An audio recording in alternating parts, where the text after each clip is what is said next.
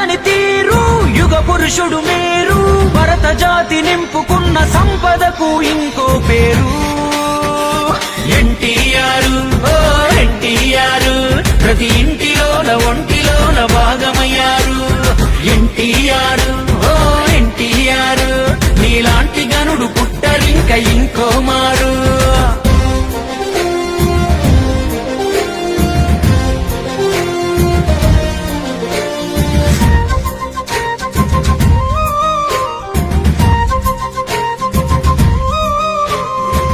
నిమ్మకూరు గ్రామాన నందమూరి ఇంటిలోన లక్ష్మయ్యకు పుట్టిన రాముడు నువ్వు మా రాముడు నువ్వు